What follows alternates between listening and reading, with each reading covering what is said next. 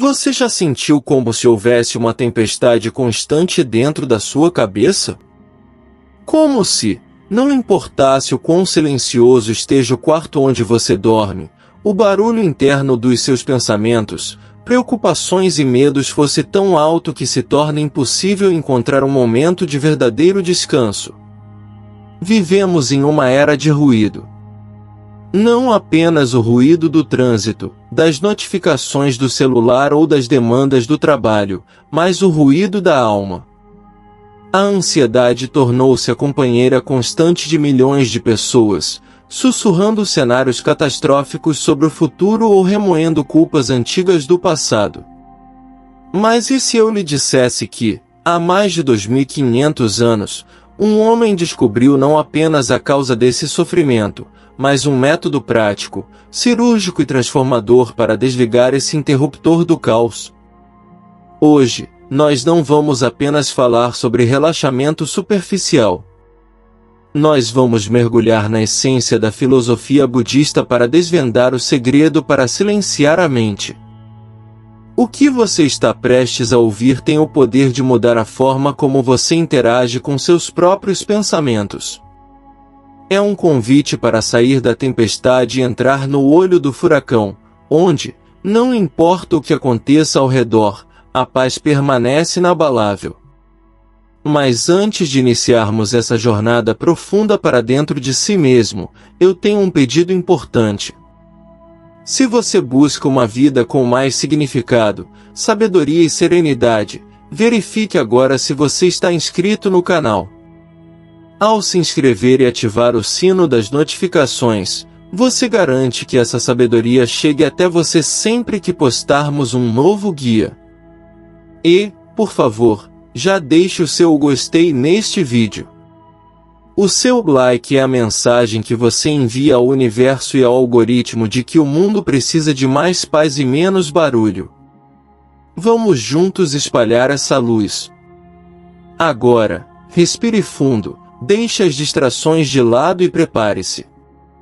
O silêncio começa agora. Capítulo 1 – A mente de macaco e a ilusão do controle. Para entendermos como silenciar a mente, precisamos primeiro compreender a natureza da fera que estamos tentando domar. No budismo, existe um termo fascinante e extremamente preciso para descrever o estado mental do ser humano comum, kapsita, ou a mente de macaco. Imagine uma floresta densa, cheia de árvores altas. Agora, visualize um macaco agitado, balançando-se freneticamente de galho em galho, nunca parando, sempre buscando a próxima fruta, o próximo apoio, gritando e reagindo a cada som da selva. O Buda ensinou que a nossa mente, em seu estado não treinado, é exatamente como esse macaco. Ela não para. Ela salta de um pensamento sobre o passado para uma preocupação sobre o futuro em uma fração de segundo. Ela julga, ela critica, ela deseja, ela teme. O grande erro que a maioria de nós comete, e a razão pela qual falhamos em encontrar a paz, é acreditar que nós somos o macaco.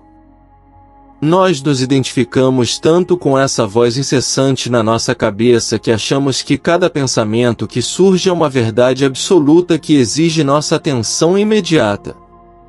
Quando a mente diz você não é bom o suficiente, nós acreditamos. Quando ela diz algo terrível vai acontecer amanhã, nosso coração dispara. Nós passamos a vida inteira reagindo aos caprichos desse macaco embriagado, tentando satisfazer seus desejos infinitos ou fugir dos medos que ele inventa. Mas o primeiro passo para o verdadeiro silêncio interior não é lutar contra o macaco, nem tentar amarrá-lo à força. Tentar forçar a mente a ficar quieta é como tentar alisar a água de um lago batendo nela com uma tábua. Você só vai criar mais agitação e ondas. A sabedoria budista nos convida a fazer algo radicalmente diferente e contra-intuitivo, tornar-se o observador da floresta, e não o macaco. O segredo reside na separação entre a consciência que observa e o pensamento que é observado.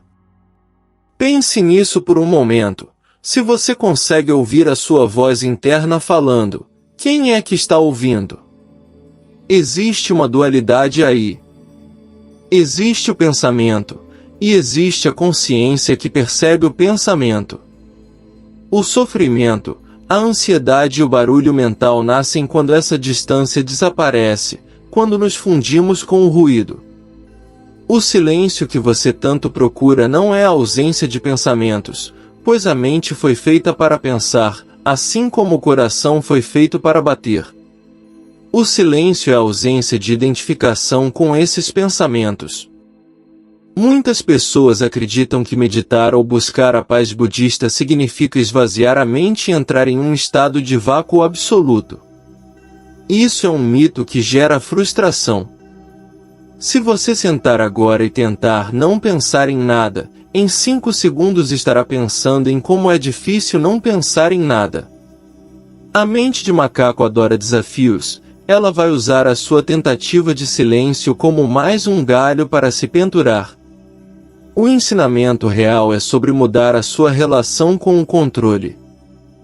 A mente humana é uma ferramenta de sobrevivência projetada para resolver problemas.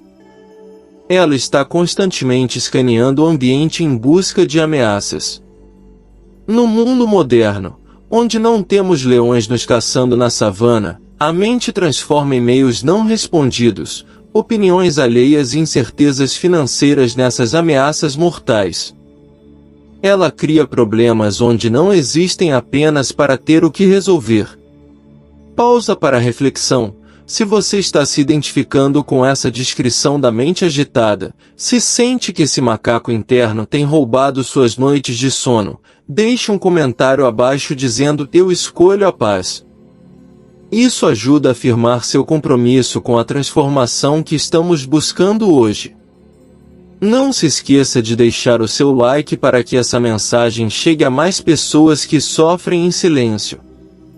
Continuando nossa análise profunda, precisamos entender que a tentativa de controlar tudo é o combustível que mantém a mente barulhenta. Queremos controlar o que os outros pensam de nós, queremos controlar o resultado dos nossos projetos, queremos ter certeza absoluta de que o futuro será seguro. Mas a vida, em sua natureza essencial, é impermanente e incontrolável. O budismo chama isso de anicca, a impermanência. Tudo muda, tudo flui. Quando a mente tenta agarrar e fixar a realidade, criando expectativas rígidas de como as coisas deveriam ser, ela entra em atrito com a realidade de como as coisas são. Esse atrito é o barulho. É o som da sua mente rangendo contra a realidade. Para silenciar a mente, você deve começar a praticar a arte da nobre indiferença aos dramas do macaco. Isso não significa ser frio ou sem emoção, mas sim cultivar uma hospitalidade espaçosa para o que quer que surja na sua cabeça, sem servir chá e biscoitos para os pensamentos negativos. Imagine que sua mente é uma casa de hóspedes. Os pensamentos são visitantes. Alguns são sábios e gentis, outros são zangados e barulhentos. A mente de macaco tenta expulsar os visitantes ruins e prender os visitantes bons. O mestre budista apenas senta na varanda e observa quem entra e quem sai, sabendo que nenhum visitante mora lá para sempre. Quando você está deitado à noite e a ansiedade vem, a mente de macaco grita: "Isso é horrível, eu preciso dormir, por que eu sou assim?" O observador consciente diz: "Ah, vejo que a ansiedade veio nos visitar. Eu sinto a tensão no peito. Eu vejo os pensamentos acelerados." Interessante. Percebe a diferença? No primeiro cenário, há resistência e conflito, o que gera mais barulho. No segundo, há aceitação e observação, o que tira a energia do pensamento. Um pensamento que não é alimentado pela sua reação emocional perde a força e, eventualmente, desaparece, como uma nuvem passando pelo céu. O primeiro segredo, portanto, é este: pare de lutar contra a sua mente. Pare de querer que ela cale a boca. Em vez disso, dê um passo para trás. Olhe para os seus pensamentos como se fossem carros passando em uma avenida movimentada. Você está na calçada. Você não precisa se jogar na frente dos carros, nem tentar parar o trânsito com as mãos, e muito menos entrar em cada carro que passa. Apenas assista. Lá vai um pensamento de medo. Lá vai um pensamento de planejamento. Lá vai uma memória triste. Ao fazer isso, você cria um espaço sagrado entre o estímulo e a sua resposta. É nesse espaço, por menor que seja no início, que a verdadeira paz começa a florescer. A mente vai continuar pulando por um tempo, pois é o hábito dela, mas sem a sua participação ativa, sem o seu combustível emocional, o macaco eventualmente se cansa. Ele senta. E, pela primeira vez em muito tempo, você experimenta o silêncio. Não o silêncio forçado, mas o silêncio natural que surge da compreensão. Se você chegou até aqui neste primeiro passo, você já começou a se separar do caos. Mas entender a mente de macaco é apenas o alicerce. Nos próximos capítulos, vamos explorar como usar a respiração, o corpo e a atenção plena para aprofundar esse estado e torná-lo permanente. Continue assistindo, pois a chave para a liberdade total está apenas começando a ser girada. Capítulo 2. A âncora da respiração e o retorno ao agora. Agora que compreendemos que não somos os nossos pensamentos e identificamos a natureza agitada da mente de macaco, surge uma questão prática e inevitável. Se não devemos lutar contra a mente, onde devemos colocar a nossa atenção? Se deixamos o macaco pular, como evitamos ser arrastados por ele? A resposta do budismo é tão simples que muitas vezes é subestimada, mas carrega em si o segredo da estabilidade emocional absoluta. Precisamos de uma âncora. Imagine um navio no meio de um oceano tempestuoso. Sem uma âncora, ele fica à mercê das ondas gigantes e dos ventos fortes, sendo jogado de um lado para o outro sem direção. A sua mente, sem um ponto de foco, é esse navio à deriva. A âncora que o Buda nos ofereceu é algo que você carrega consigo desde o momento em que nasceu e que estará com você até o seu último suspiro, a sua própria respiração. Por que a respiração? Por que não um mantra, uma imagem ou um objeto externo? Porque a respiração é o único processo fisiológico que acontece inteiramente no agora. Você não pode guardar a respiração de ontem, nem pode respirar o ar de amanhã. Quando você traz a sua atenção para o ar entrando e saindo das suas narinas, você é forçosamente puxado para o momento presente. A mente de macaco vive no tempo psicológico, ela se alimenta do passado, depressão e culpa, e do futuro, ansiedade e medo. Ela não consegue sobreviver no agora. No momento presente, não há problemas. No exato segundo em que o ar entra nos seus pulmões, você está vivo, você está seguro, você é consciente. O problema só existe quando a mente projeta uma história sobre o que vai acontecer depois. Portanto, usar a respiração como âncora é o método mais eficiente de cortar o suprimento de oxigênio da ansiedade. No entanto, a prática budista da atenção plena à respiração, conhecida como Anapanasati, vai muito além de apenas respirar fundo para se acalmar. É um estudo minucioso e quase científico da realidade do seu corpo. A maioria de nós respira de forma automática, curta e rasa, utilizando apenas a parte superior do peito. Essa respiração de sobrevivência envia um sinal constante ao nosso sistema nervoso de que estamos em perigo, mantendo o corpo em estado de alerta, pronto para lutar ou fugir. Isso gera um ciclo vicioso. A mente agitada encurta a respiração, e a respiração curta agita ainda mais a mente. Para quebrar esse ciclo e silenciar o ruído interno, precisamos trazer a consciência para o processo. O exercício não é forçar o ar. Não é uma competição de quem segura o fôlego por mais tempo. É sentir. Tente visualizar isso agora. Sinta o ar tocando a ponta do seu nariz. Perceba a temperatura. Ele entra fresco e sai levemente aquecido. Sinta a expansão sutil do seu abdômen, não do peito. Ao focar nessas sensações físicas microscópicas, você ocupa sua mente com dados sensoriais reais, deixando menos espaço de processamento para as alucinações do medo e da preocupação. É uma questão de física mental. Dois objetos não podem ocupar o mesmo espaço ao mesmo tempo. Se a sua consciência está totalmente preenchida pela sensação do ar entrando, não há espaço para o pensamento: e se eu perder meu emprego? Mas aqui reside o grande desafio onde a maioria das pessoas desiste. Elas começam a focar na respiração e, 5 segundos depois, a mente foge. O macaco vê um pensamento brilhante e corre atrás dele. A pessoa então acorda minutos depois, percebe que estava distraída e pensa: eu falhei. Eu não consigo meditar. Minha mente é barulhenta demais. Este é o erro fundamental. Perceber que a mente fugiu não é uma falha, é o sucesso. O momento em que você percebe que estava distraído é o momento de despertar. É o momento em que você deixou de ser o macaco e voltou a ser o observador.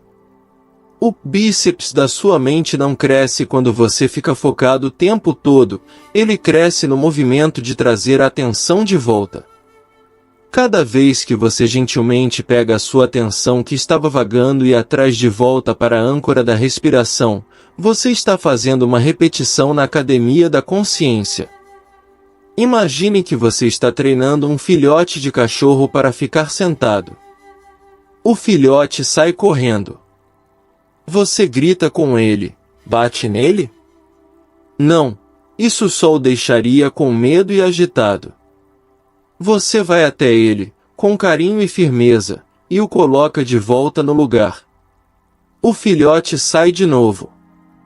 Você o traz de volta. De novo e de novo. A sua mente é esse filhote. O processo de silenciar a mente não é a ausência de distrações, mas a paciência infinita de recomeçar. A paz que buscamos não é um estado final estático, é a capacidade de retornar ao centro, não importa quantas vezes a tempestade nos empurre para fora. Com a prática constante, o tempo que você leva para perceber que se distraiu diminui. Os períodos de silêncio entre um pensamento e outro aumentam.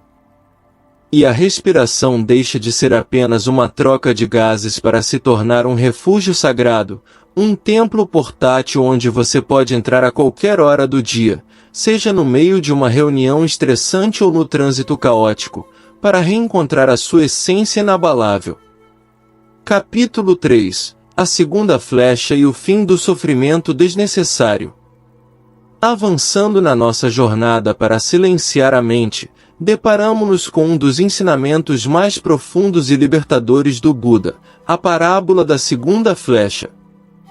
Esta sabedoria é crucial porque explica por que, muitas vezes, mesmo tentando relaxar, acabamos nos sentindo piores. Buda perguntou aos seus discípulos: se uma pessoa é atingida por uma flecha na batalha, ela sente dor? Os discípulos responderam: sim, mestre, a dor é imensa. Então Buda continuou: e se, logo em seguida, essa mesma pessoa for atingida por uma segunda flecha, exatamente no mesmo ferimento da primeira? A dor seria maior. Certamente, disseram eles, a dor seria insuportável.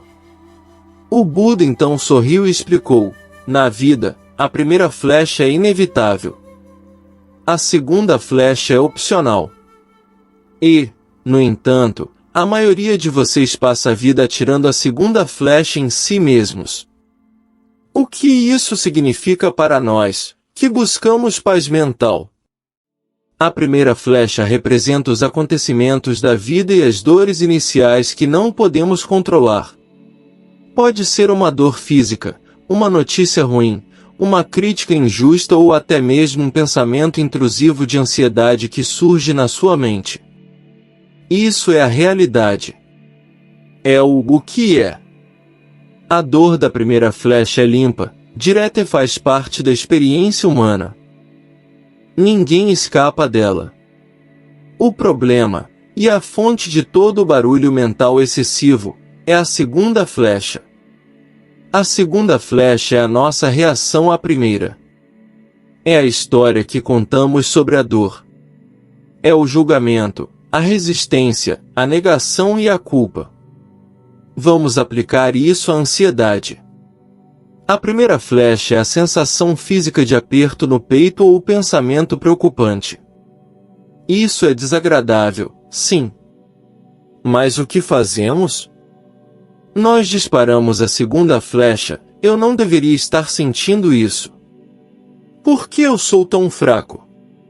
Todo mundo parece feliz e eu estou aqui sofrendo. Isso nunca vai passar. Eu vou enlouquecer. Percebe? A primeira flecha foi o sentimento. A segunda flecha foi toda essa narrativa catastrófica e autocrítica que você construiu em cima do sentimento. A primeira flecha causa dor, a segunda flecha causa sofrimento. O sofrimento é a dor multiplicada pela resistência. Quanto mais você luta contra o que está sentindo, mais barulhenta a sua mente se torna. Pausa estratégica. Antes de continuarmos a dissecar como parar de se ferir, eu quero fazer uma pausa rápida. Se você está percebendo agora quantas segundas flechas você tem atirado em si mesmo ao longo dos anos, isso é um sinal de despertar. Não se julgue por isso. Mas, se este conteúdo está abrindo seus olhos, verifique se você já clicou no botão de gostei. É um gesto simples, mas ajuda a levar essa cura para outras pessoas que estão se ferindo sem saber. Vamos continuar. A chave para silenciar a mente através deste princípio é a aceitação radical. Atenção, aceitação não significa resignação. Não significa gostar do sofrimento ou desistir de mudar a situação. Aceitação, no contexto budista, significa parar de brigar com a realidade do momento presente. Significa reconhecer que a primeira flecha já atingiu. Dizer eu não deveria estar ansioso agora é insano. Por que você está ansioso agora? Brigar com o agora é uma batalha que você vai perder 100% das vezes, porque o agora já aconteceu. Ao aceitar, você diz, ok, a ansiedade está aqui. Eu a sinto. É desagradável, mas é o que está acontecendo neste momento. Quando você faz isso, algo mágico acontece. Você larga o arco. Você para de atirar a segunda flecha. Sem a energia da sua resistência e do seu julgamento, a emoção inicial, a primeira flecha, não tem combustível para queimar por muito tempo. As emoções são energia em movimento, elas querem passar através de você. Mas quando resistimos, quando dizemos não quero sentir isso, nós criamos uma represa. A emoção fica presa, a pressão aumenta, e a mente entra em pânico, gerando um ruído ensurdecedor.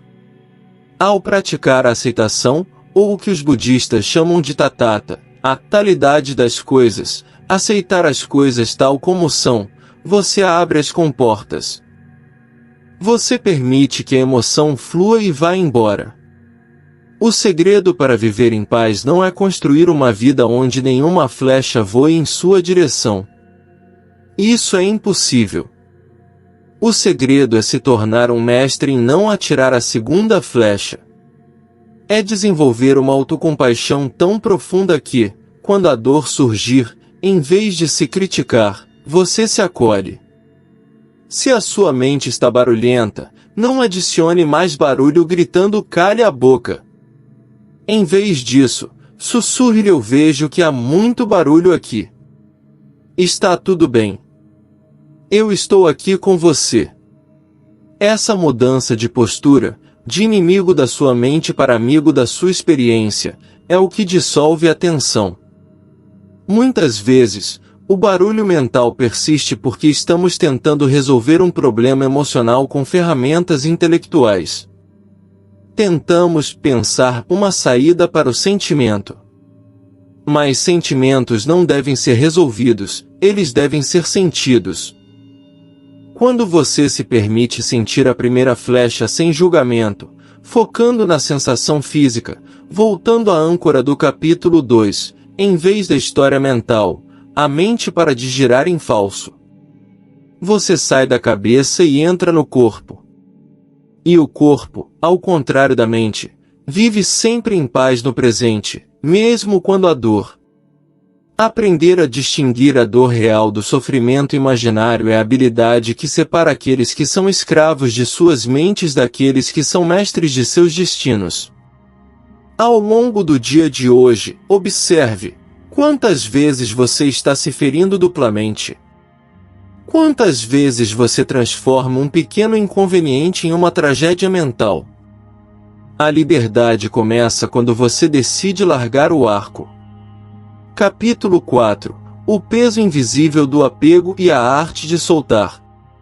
Se a mente de macaco é a agitação e a segunda flecha é a reação, a raiz profunda que mantém todo esse sofrimento preso a nós é o que o budismo chama de upadana, ou apego. Muitas vezes, acreditamos que o nosso sofrimento é causado pelas coisas que nos acontecem, a perda de um emprego, o fim de um relacionamento, uma doença ou uma crise financeira. No entanto, os ensinamentos de Buda nos mostram uma verdade dura, mas libertadora: não é o objeto ou o evento que causa o sofrimento, mas sim a força com que nos agarramos a eles ou a forma como nos agarramos a como achamos que as coisas deveriam ser. Imagine que você está segurando uma brasa quente na mão. A sua mão está queimando, a dor é lancinante. Você grita, chora e pede remédios para a queimadura. Mas, enquanto você não abrir a mão e soltar a brasa, nenhuma pomada no mundo irá curá-lo. O apego é o ato de manter a mão fechada. Silenciar a mente exige que aprendamos a abrir a mão. Mas aqui, exatamente, estamos apegados? Surpreendentemente, não nos apegamos apenas às coisas boas. É fácil entender o apego ao prazer, ao dinheiro ou à juventude. Mas a mente humana tem um hábito perverso de se apegar também à dor. Nós nos apegamos às nossas mágoas, às nossas histórias de vitimização, às injustiças que sofremos há 10 anos. A mente barulhenta adora repassar o filme das ofensas passadas. Ela diz: como ele pôde fazer isso comigo? Ou eu nunca vou perdoar. Cada vez que você repete essa história, você está apertando a brasa quente novamente. Você está escolhendo carregar uma mochila de pedras em uma caminhada que deveria ser leve. O silêncio mental é impossível enquanto você estiver ocupado defendendo seu eu ferido e carregando o peso de um passado que não existe mais. O conceito de impermanência, anicca, que mencionamos brevemente antes, é o antídoto para o apego. Tudo que surge, cessa. As nuvens surgem e se dissipam. As flores desabrocham e murcham. As civilizações ascendem e caem.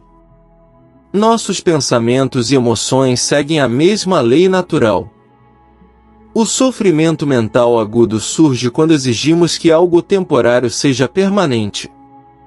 Queremos que o momento feliz dure para sempre, e ficamos ansiosos com medo de que ele acabe. Queremos que o momento triste nunca tivesse começado, e ficamos deprimidos porque ele ocorreu. Estamos constantemente em guerra contra o fluxo natural do universo. Aprender a soltar não significa que você não deve amar, ou que não deve ter ambições. Significa que você se relaciona com as coisas de uma maneira mais fluida, como alguém que segura a água nas mãos, com cuidado, mas sem apertar, pois se apertar, a água escorre. Pausa para a conexão. Reflita agora sobre o que está tirando o seu sono hoje. É uma preocupação com algo que você tem medo de perder? Ou é uma raiva de algo que já aconteceu? Perceba como a sua mente está agarrada a isso. Se este conteúdo está lhe trazendo clareza sobre seus próprios padrões, lembre-se de deixar o seu like. Isso ajuda o YouTube a entender que este é um conteúdo de valor e a recomendá-lo para outras pessoas que precisam desesperadamente soltar seus fardos. Praticar o desapego mental é um exercício diário de observação. Quando um pensamento obsessivo surgir, digamos, uma preocupação com o futuro, em vez de se agarrar a ele e tentar resolvê-lo freneticamente, tente visualizá-lo como uma folha seca caindo em um riacho. O riacho é a sua consciência. A folha é o pensamento. A folha cai na água e a correnteza leva. Você não precisa pular na água para salvar a folha. Você não precisa analisar a folha. Apenas deixe-a ir. A mente vai querer pescar a folha de volta. Ela vai dizer: mas isso é importante. Você precisa se preocupar. Responda com gentileza: eu te ouço, mas agora eu escolho soltar. Soltar também envolve renunciar à necessidade de estar certo. Uma quantidade imensa de ruído mental é gerada pelo nosso ego tentando provar seu valor, tentando ganhar discussões imaginárias ou se defender de críticas. O Buda ensinou que o desejo de aprovação e o medo da desaprovação são duas das maiores prisões da humanidade. Quantas noites você perdeu ensaiando diálogos na sua cabeça, pensando no que deveria ter dito ou no que vai dizer para vencer uma conversa? Isso é apego à autoimagem. Soltar isso significa aceitar a humildade de ser quem você é, sem a necessidade de aplausos constantes. Quando você não precisa provar nada para ninguém, a mente relaxa. O silêncio que surge dessa liberdade é profundo e inabalável. Portanto, o segredo deste capítulo é transformar a sua relação com a posse de bens, de pessoas e principalmente de ideias. Entenda que você é o céu, e tudo o resto, pensamentos, emoções, eventos, são apenas o clima. O clima muda constantemente, há tempestades, há sol, há vento. Mas o céu nunca é ferido pela tempestade. O céu não se apega às nuvens, ele permite que elas passem. Ao cultivar essa vastidão interna, você descobre que a paz não é algo que você conquista agarrando, mas algo que você revela soltando. Solte a necessidade de controle. Solte a necessidade de entender tudo. Solte o peso de ontem. E, no espaço vazio deixado por tudo que você soltou, a serenidade entrará naturalmente. Capítulo 5. Transformando a rotina em ritual e a mágica da atenção plena. Muitas pessoas acreditam que para alcançar a iluminação ou a paz mental do Buda, elas precisam se retirar para uma caverna no Himalaia, raspar a cabeça e meditar por 18 horas por dia. Essa é uma concepção equivocada que serve apenas para nos manter afastados da prática. A verdadeira espiritualidade budista não é uma fuga da vida cotidiana, mas uma imersão total nela. O próximo segredo para silenciar a mente reside em como você executa as tarefas mais banais do seu dia a dia: lavar a louça, dirigir para o trabalho, escovar os dentes ou caminhar até a padaria. O ruído mental persiste porque vivemos uma vida bifurcada. O nosso corpo está fazendo uma coisa, mas a nossa mente está em outro lugar, geralmente no futuro ou no passado. Essa desconexão entre corpo e mente é o terreno fértil onde a ansiedade floresce. Existe um famoso provérbio zen que diz: quando caminhar, caminhe. Quando comer, coma. Parece ridiculamente simples, mas é a tarefa mais difícil que você pode tentar realizar hoje. Observe a si mesmo na próxima refeição. Você está realmente comendo? Ou você está engolindo a comida enquanto olha o celular, assiste a TV ou planeja a reunião da tarde? Quando você não está presente no ato de comer, você não sente o sabor, não percebe a textura e não satisfaz a sua mente, que continua faminta por estímulos. O resultado é uma vida vivida no piloto automático, uma existência cinzenta onde os dias passam voando e nós temos a sensação de que nunca estivemos realmente lá. Para silenciar a mente, precisamos ressacralizar a rotina. Precisamos transformar obrigações mundanas em rituais sagrados de atenção plena, mindfulness. Vamos usar o exemplo de lavar a louça. Para a maioria, é uma tarefa chata que queremos terminar o mais rápido possível para poder ir fazer algo importante. A mente agitada grita: vamos logo com isso! Mas o mestre Zen vê em lavar a louça uma oportunidade de meditação tão profunda quanto estar sentado em lótus. Ao lavar a louça, sinta a temperatura da água nas suas mãos. Sinta a textura da esponja. Observe as bolhas de sabão refletindo a luz, cada uma um pequeno universo de cores. Ouça o som da água corrente. Esteja lá, 100%. Apenas lavando aquele prato. Quando você traz a sua atenção total para o momento presente, o pensamento discursivo, aquela voz chata na cabeça, é obrigado a parar. A mente não consegue focar intensamente nas sensações táteis do agora e, ao mesmo tempo, criar cenários catastróficos sobre o amanhã. Ao focar no sensorial, você caterra a mente. E mais do que isso, você começa a encontrar beleza e paz em lugares onde antes só via tédio. A vida se torna mais rica, mais vibrante. As cores parecem mais vivas. O silêncio deixa de ser algo que você busca fora e passa a ser o pano de fundo de todas as suas atividades. Este conceito se estende para o que chamamos de meditação em movimento. Você não precisa parar o seu dia para meditar, o seu dia é a meditação. Quando estiver caminhando, sinta o contato dos seus pés com o chão. Sinta o ritmo dos seus passos. Sinta o vento no rosto. Não caminhe para chegar, caminhe para caminhar. Essa mudança de perspectiva elimina a pressa interna, que é uma das maiores formas de violência que cometemos contra nós mesmos. A pressa é a crença de que o momento presente não é bom o suficiente e que precisamos estar em outro lugar para sermos felizes. Isso é uma mentira. A paz só pode ser encontrada aqui e agora, porque a vida só acontece aqui e agora. Lembrete importante: estamos na metade da nossa jornada de 10 capítulos. Se você está aplicando essas técnicas mentais enquanto ouve, você já está meditando. Verifique sua inscrição no canal para não perder a conclusão deste guia, onde revelaremos os segredos mais avançados sobre a compaixão e a dissolução do ego. Sua inscrição é o passo que separa a curiosidade do compromisso.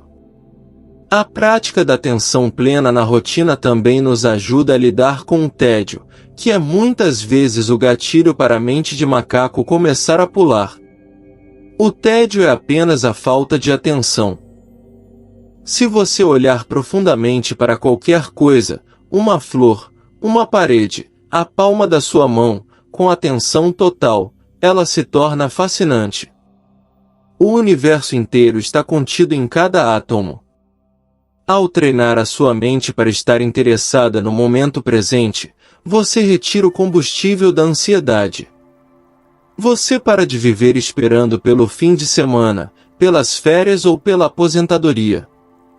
Você começa a viver na segunda-feira de manhã, no trânsito, na fila do banco. O desafio que proponho neste capítulo é escolher uma atividade simples do seu dia, pode ser tomar banho ou fazer café, e decidir que, durante aqueles minutos, você fará apenas aquilo. Sem rádio, sem celular, sem conversas mentais. Apenas você e a ação. Se a mente fugir, traga-a de volta para a sensação da água ou o aroma do café. Faça disso seu santuário diário. Com o tempo, você pode expandir esses ilhas de consciência até que elas se conectem, e a sua vida inteira se torne uma meditação contínua. O silêncio da mente não é um estado de vazio, mas um estado de plenitude, onde estamos tão preenchidos pela realidade do agora que não sobra espaço para as ilusões do medo. Capítulo 6. O veneno do julgamento e a cura pela compaixão. Se observarmos com honestidade a trilha sonora que toca incessantemente em nossa mente, perceberemos que uma vasta porcentagem desse ruído é composta por uma única atividade, o julgamento. A mente de macaco é, por natureza, uma crítica voraz. Ela categoriza tudo que vê em frações de segundo. Isso é bom, isso é ruim, eu gosto disso, eu odeio aquilo, ele está errado, ela é arrogante, eu sou um fracasso. Vivemos em um tribunal permanente onde somos, ao mesmo tempo, o juiz, o júri e o carrasco. Esse hábito de julgar constantemente a nós mesmos e aos outros é uma das maiores fontes de perturbação mental que existe. O julgamento cria separação. Ele ergue muros de concreto entre você e o resto do mundo, e manter esses muros de pé exige uma quantidade exaustiva de energia psíquica. O budismo nos ensina que o julgamento nasce da ignorância e do medo. Julgamos para nos sentirmos seguros, para reafirmar a nossa identidade e para nos sentirmos superiores momentaneamente. Quando criticamos alguém mentalmente, o ego recebe uma pequena dose de dopamina, uma validação falsa de que eu sou melhor que isso. Mas o preço que pagamos por essa gratificação efêmera é a perda da nossa paz. Uma mente que julga é uma mente em guerra. Ela está sempre em guarda, sempre procurando defeitos, sempre tensa. Você não consegue relaxar verdadeiramente se o seu subconsciente está ocupado rotulando tudo e todos como amigos ou inimigos. O silêncio interior é incompatível com a hostilidade, mesmo que essa hostilidade seja silenciosa e nunca verbalizada. A antítese do julgamento, e o remédio para esse veneno mental, é o que os budistas chamam de metta, ou bondade amorosa. Praticar metta não significa forçar-se a gostar de todos ou concordar com atitudes nocivas. Significa cultivar uma intenção benevolente em direção à vida. É a compreensão profunda de que todos os seres, sem exceção, desejam ser felizes e evitar o sofrimento, exatamente como você. Aquela pessoa que fechou você no trânsito. Ela está lutando batalhas internas que você desconhece. Aquele colega de trabalho difícil? Ele está agindo sob a influência de seus próprios traumas e medos. Quando trocamos a lente do julgamento, que idiota, pela lente da compreensão, ele deve estar sofrendo muito para agir assim, o nó no nosso estômago se desfaz. A raiva, que é um fogo que queima quem a sente, se apaga. Pausa para a ação, Se você sente que o peso do julgamento e da autocrítica tem sido um fardo pesado demais em sua vida, este é o momento de começar a soltar. Deixe o seu gostei neste vídeo como um símbolo do seu compromisso em trocar a crítica pela compreensão. O seu like ajuda a levar essa mensagem de tolerância para um mundo que está cada vez mais dividido. Mas o julgamento mais cruel e barulhento é, frequentemente, aquele que dirigimos a nós mesmos. Muitos de nós carregamos um tirano interno que não nos deixa passar um único erro sem punição. Por que eu falei aquilo? Eu sou gordo demais, eu nunca vou conseguir. Essa autocrítica constante é devastadora para a paz mental. Buda ensinou que nós merecemos o nosso próprio afeto tanto quanto qualquer outra pessoa no universo. Silenciar a mente exige que façamos as pazes com a nossa própria humanidade imperfeita. Você precisa aprender a ser o seu próprio melhor amigo. Imagine se você falasse com seus amigos da mesma forma que fala consigo mesmo na sua cabeça, você provavelmente não teria amigos. A autocompaixão é a prática de se acolher nos momentos de falha, em vez de se espancar. É dizer, eu errei, sou humano, vou aprender e seguir em frente. Para praticar isso no dia a dia e reduzir o ruído, tente o seguinte exercício mental.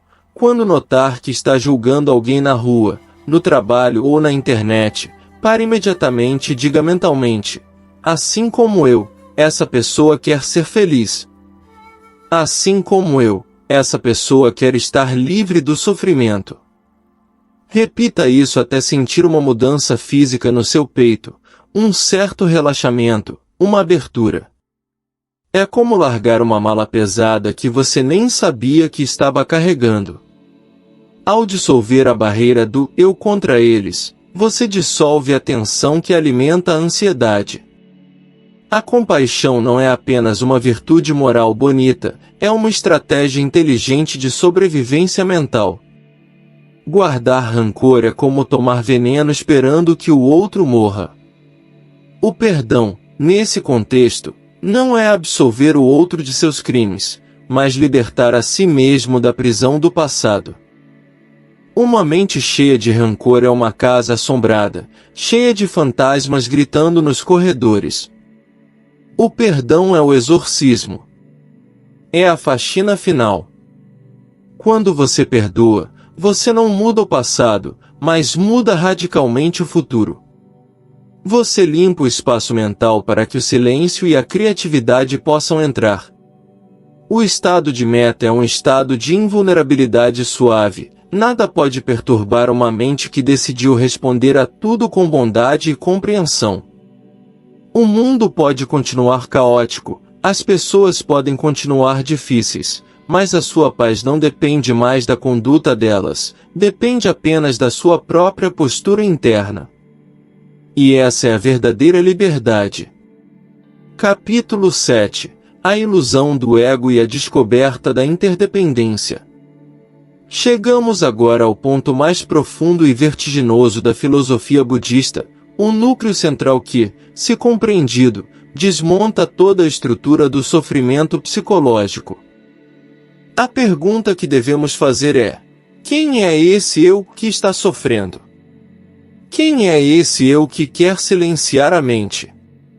O budismo apresenta o conceito revolucionário de anatta, ou não eu.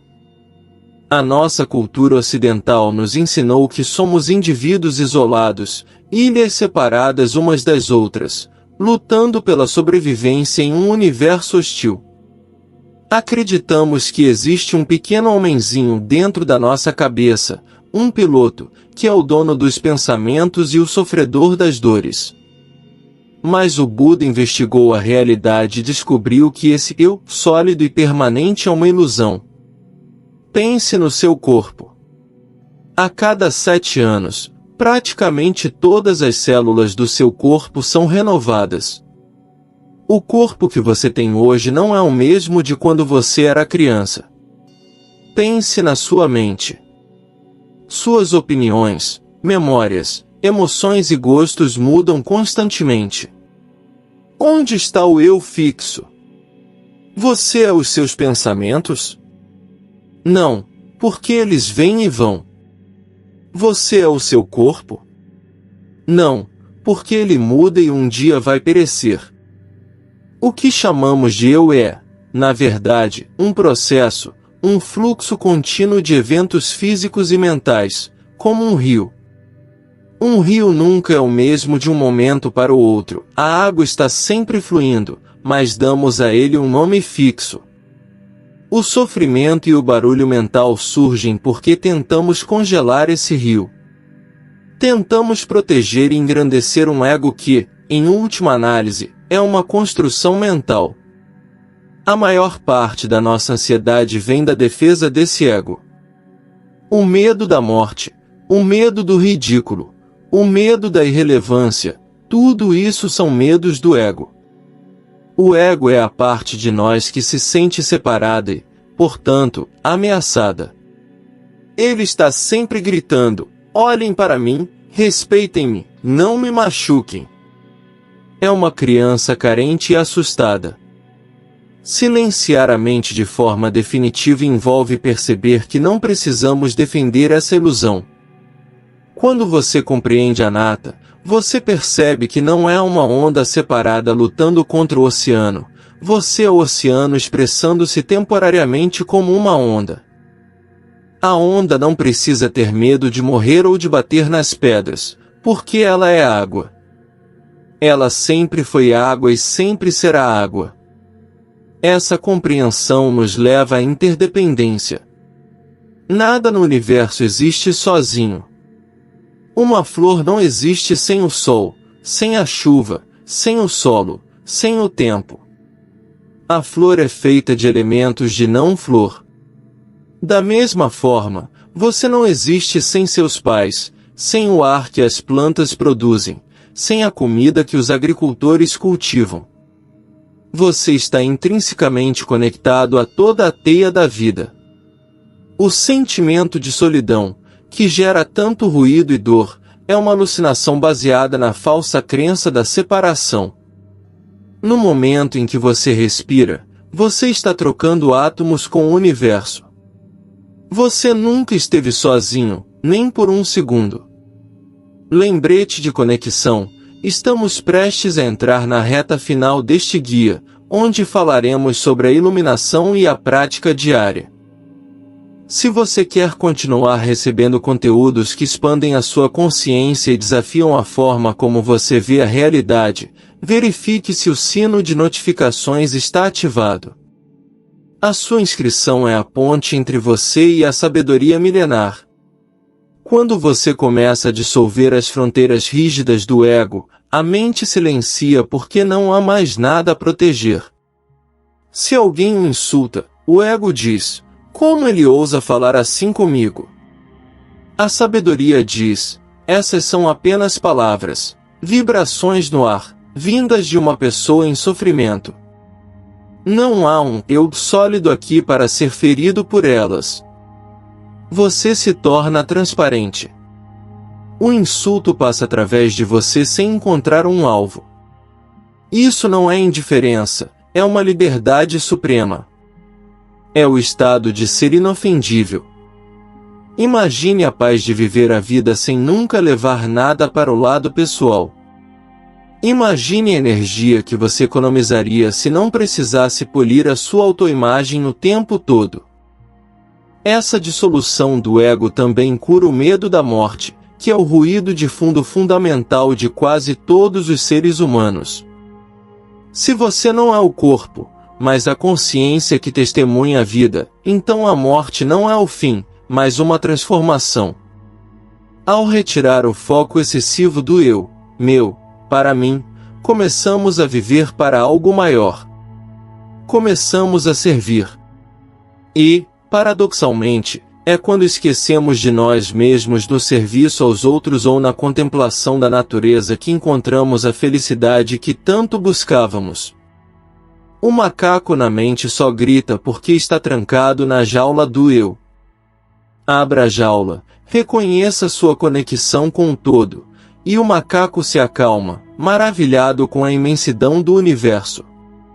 A prática para este capítulo é a contemplação da conexão. Ao longo do seu dia, olhe para os objetos e pessoas e tente ver as linhas invisíveis que conectam tudo.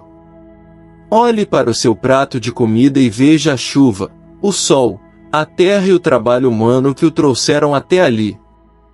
Olhe para as pessoas e veja a si mesmo nelas. Essa visão sistêmica reduz a pressão do individualismo. Você não precisa carregar o mundo nas costas, você é parte do mundo, e o mundo sustenta você. Relaxe nessa sustentação. Solte o peso de ser alguém especial e abrace a leveza de ser simplesmente parte da vida. O silêncio que surge daí não é apenas a ausência de barulho, é a presença do sagrado. Capítulo 8. A impermanência e a sabedoria da morte como conselheira. Mergulhamos agora em um dos territórios mais evitados pela mente humana, mas que paradoxalmente guarda a chave dourada para o silêncio absoluto, a consciência da morte e a aceitação da impermanência. O Buda disse que de todas as meditações, a meditação sobre a morte é a suprema. Por quê? Porque o ruído mental, a ansiedade e o estresse são, em sua essência, sintomas de uma recusa em aceitar que tudo acaba. Nós vivemos como se fossemos imortais, acumulando mágoas, adiando sonhos e nos preocupando com trivialidades, como se tivéssemos todo o tempo do mundo. A mente barulhenta se alimenta dessa ilusão de permanência. Ela nos faz acreditar que perder algo é um erro, uma falha no sistema, quando na verdade a perda é a única garantia da existência. Anicca, a impermanência, não é uma má notícia, é a lei que permite que a vida se renove. Imagine um belo copo de cristal. Você o ama. Ele reflete a luz do sol de maneira magnífica. A mente comum diz: eu preciso proteger este copo a todo custo. E se ele quebrar? Eu ficaria devastado. Essa tensão de proteger o copo cria um ruído de fundo constante de medo. Agora, considere a perspectiva de um mestre como Ajahn Chah, que segurava um copo e dizia: para mim, este copo já está quebrado. O que isso significa? Significa que ele compreende e aceita o destino final do objeto. Ele sabe que, seja daqui a 1 minuto ou 100 anos, o copo voltará ao pó. Ao aceitar que o copo já está quebrado em um futuro inevitável, ele não deixa de cuidar do copo. Pelo contrário, ele aprecia cada momento em que o copo ainda está inteiro. Ele bebe dele com gratidão, admira sua beleza, mas quando o copo finalmente cai e quebra, ele não sofre. Ele apenas diz: é claro. Ele já estava quebrado. A lei se cumpriu. E sua mente permanece em silêncio. Silenciar a mente exige que olhemos para nossa vida, nossos relacionamentos, nosso corpo, nossa carreira, como esse copo. Tudo que temos é emprestado pelo universo e será devolvido. A ansiedade é a tentativa fútil de reter o que não pode ser retido. Quando você abraça a impermanência, o barulho do apego desaparece. Você para de brigar com o tempo. Você entende que as fases ruins vão passar, o que traz esperança, e que as fases boas também vão passar, o que traz valorização do presente. A morte deixa de ser um monstro escondido no armário e torna-se uma conselheira sábia sentada em seu ombro esquerdo. Diante de qualquer problema que pareça gigantesco, pergunte à sua morte: isso realmente importa diante do fim?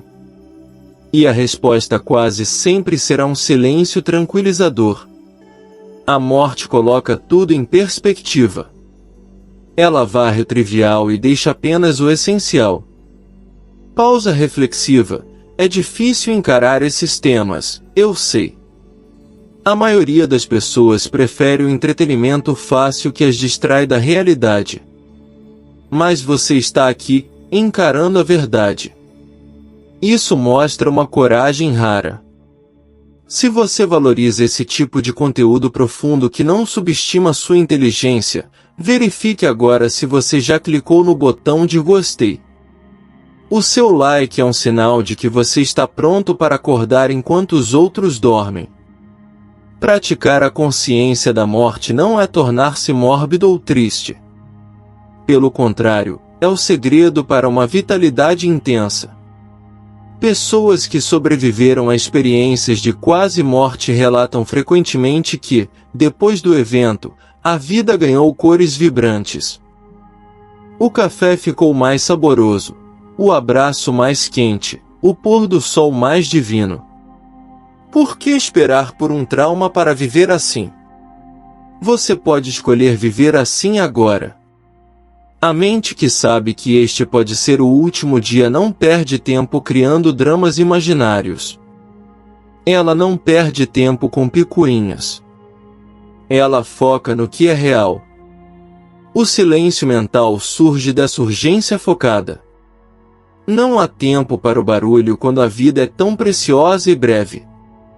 Portanto, o exercício deste capítulo é olhar para tudo com os olhos de um adeus amoroso. Olhe para as pessoas que você ama e entenda que esse convívio é finito. Isso dissolverá as pequenas irritações. Olhe para os seus próprios problemas e veja como eles são pequenos diante da vastidão da eternidade. A impermanência é o rio que leva tudo, e tentar nadar contra ele é o que nos exaure. Solte-se no rio.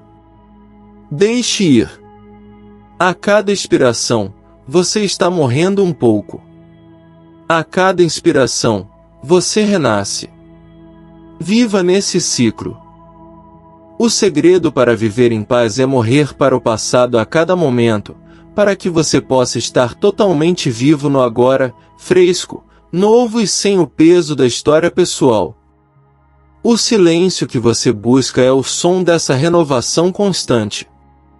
Capítulo 9. O caminho do meio e o equilíbrio da disciplina. Muitas pessoas, ao tentarem silenciar a mente, caem em duas armadilhas extremas. A primeira é a indulgência total. Eu tenho que me aceitar, então vou deixar minha mente fazer o que quiser, vou ceder a todos os impulsos, vou ser preguiçoso. Isso leva à estagnação e a uma mente entorpecida, cheia de desejos não controlados. A segunda armadilha é a da rigidez excessiva. Vou destruir meu ego, vou meditar por 5 horas seguidas mesmo com dor, vou me privar de todo o prazer. Isso leva à tensão, à frustração e, eventualmente, ao colapso. O Buda experimentou ambos os extremos. Ele viveu como um príncipe cercado de luxúria e prazeres sensoriais, e percebeu que isso não trazia paz, apenas um vazio insaciável.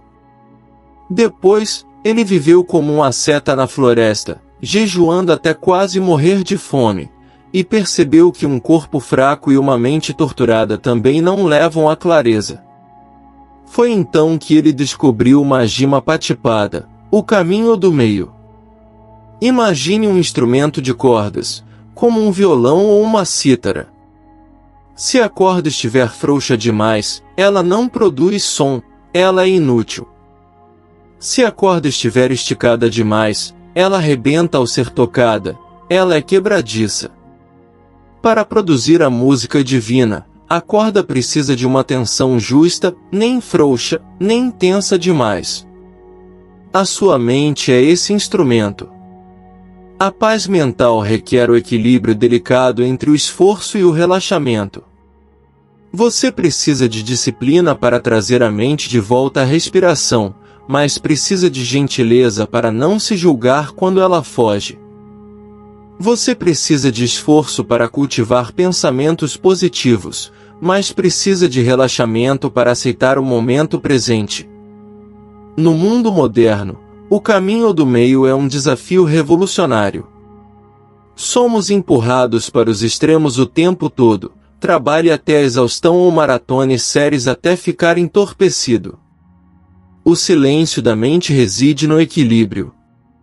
Significa trabalhar com foco, mas saber a hora de parar e descansar sem culpa. Significa cuidar do corpo com exercícios, mas não se tornar obsessivo com a aparência. Significa planejar o futuro financeiro, mas não sacrificar a felicidade de hoje por ele. O equilíbrio elimina o atrito. Quando você está no caminho do meio, a vida flui com menos resistência. A mente para de oscilar violentamente entre a euforia e a depressão e começa a habitar um platô de contentamento sereno. A aplicação prática disso envolve o que chamamos de esforço correto.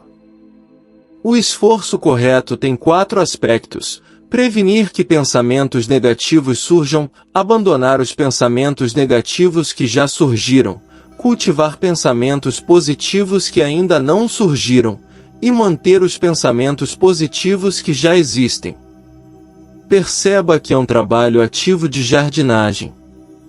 Você não fica gritando com as ervas daninhas, você as arranca com cuidado e rega as flores.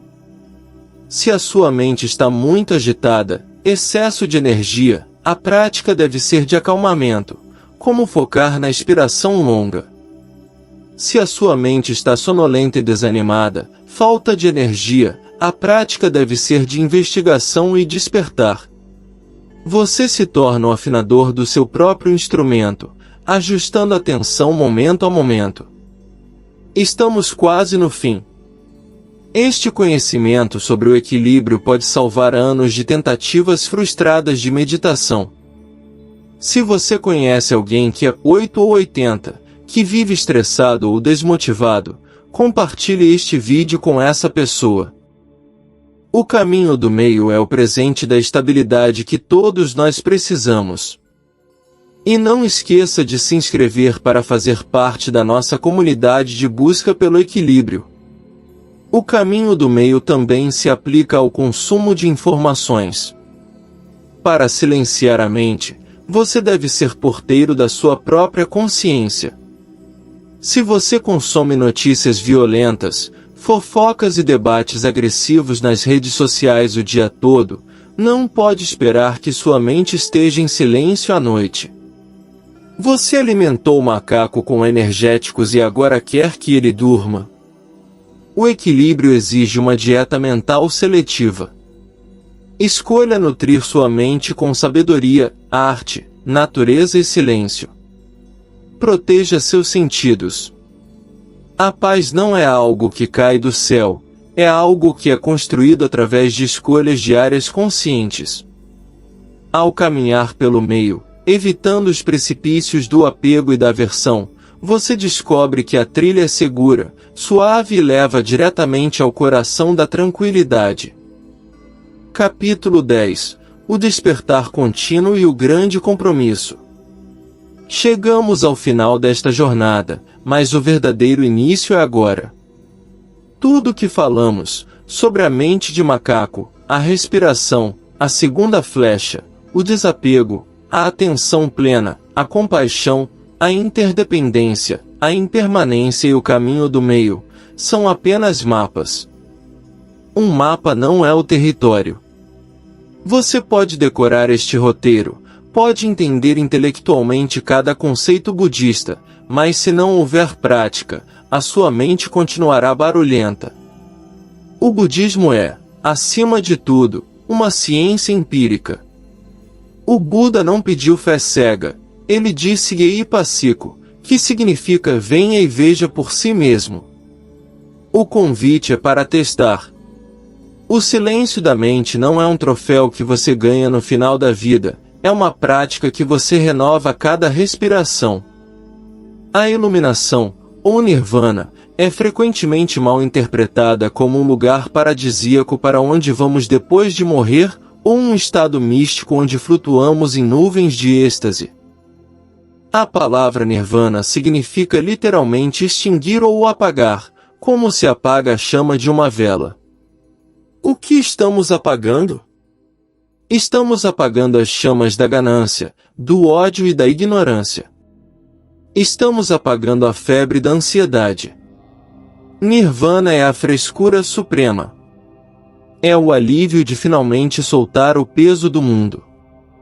E esse alívio está disponível em pequenas doses, aqui e agora, sempre que você escolhe a consciência em vez da reação automática.